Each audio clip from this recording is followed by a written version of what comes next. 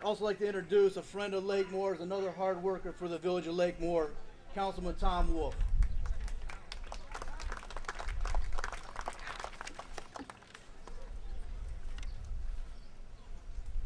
Thank you, Mayor Justice, Executive Pry, Pastor Jeff, honored guests.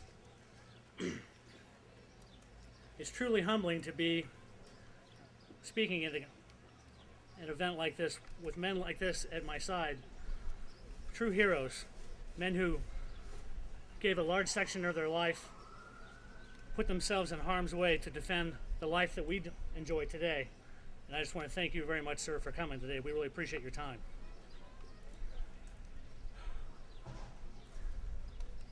This day is about remembering all those who have fought and died in wars in the past and the wars we're fighting right now. Everybody remembers where they were on 9/11 when we lost 3,000 people in an attack in September. But I'd like to make this a little more personal for us. Does anybody remember where they were on April 5th? On April 5th of this year, that's the day that in Afghanistan we lost 3 soldiers from the 37th Brigade out of Ohio.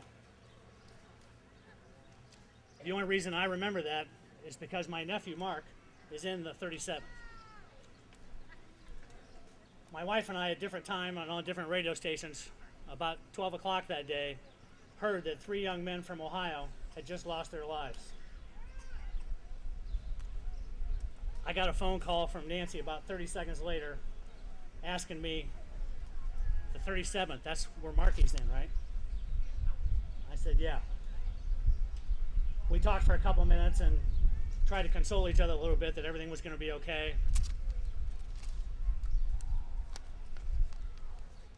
That was a very long day for both of us. About 5 o'clock that evening when I got home, immediately walked in the house and Nancy had the news on already.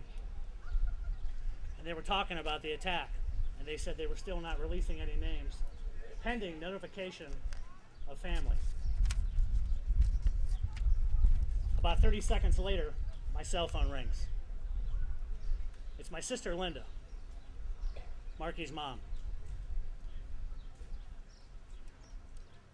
You know, I've been praying for Mark and for my brother David, who's serving in Germany right now, training soldiers that are going to Afghanistan. And I pray for both of them almost every day.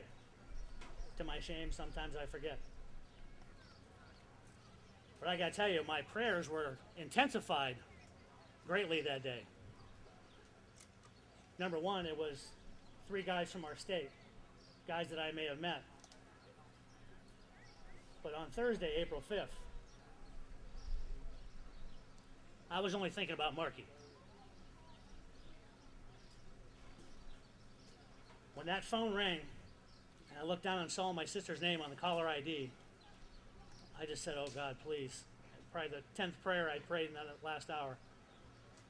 Please don't let it be Mark. When I answered the phone, I did not hear my sister crying. It was good news. They just lifted the blackout for communication. He just emailed his mom. He was okay. We celebrated for a couple minutes on the phone. The tension was released until both of us kind of realized on the phone that it wasn't my nephew. It wasn't her son, but it was somebody else's son, somebody else's nephew, and it was still from Ohio.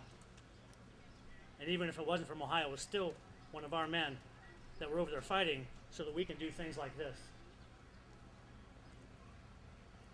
I think I learned a pretty good lesson that day, that I should be praying for our military more. I do pray for our military, and I pray for our leaders, our president. I pray for our mayor, Rick Justice. I pray for all of us on the council that are trying to help this village turn around. But I don't do it enough. These people that we are honoring today, some of them give up 2 years, 3 years, Some serve for 20, 30, retire, give their whole life to the military. What do we do? Do we buy flags once in a while? Do we pray for people in our military once in a while when we think about it? Because I've been guilty of that. I had to kind of challenge myself a little after that day. And if you don't mind, I want to pass that challenge on to you. Our military, whether they're in this country or overseas, put their life on the line every day.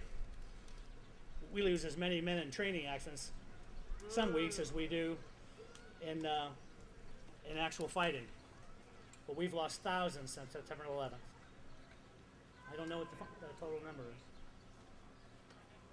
But I got to tell you, I think it's time we all get in the fight with them. One of my favorite scriptures in the Bible is 2 Corinthians 7:14. And it requires us to do something, but it's also a promise from God. It's broken up like this. The first part of that verse says, if my people, called by my name, will humble themselves and pray and seek my face and turn from their wicked ways. That's the first part of that verse. The second part says, then I will hear from heaven. I will forgive their sins, and I will heal their land.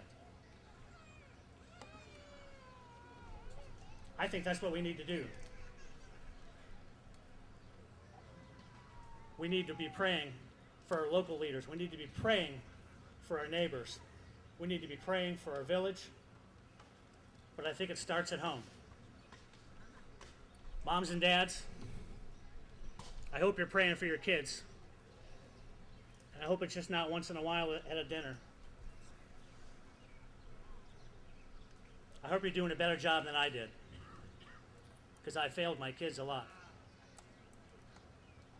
I hope you're praying for them every night. And I hope you're even praying with them. We have a responsibility to those people who have given their lives to us to pray for them. We also have a responsibility for them to keep this nation free from enemies, all enemies. They fight for the Constitution of the United States. They take an oath, the same oath that public officials take, that we will defend the Constitution of this country and the enemies, foreign and domestic. We have enemies in this town. We have enemies in this county. We have enemies in our state. Unfortunately, there is a battle that verse talks about. The Bible calls it, we battle not against flesh and blood, but we battle against angels, principalities, and powers. There are things going on around us that we don't all understand. God doesn't give us all the answers. But he does tell us who does have the answer, and that's his son, Jesus Christ. And I would ask you and challenge you, parents, to pray for your kids and teach your children to pray for each other, to pray for their friends.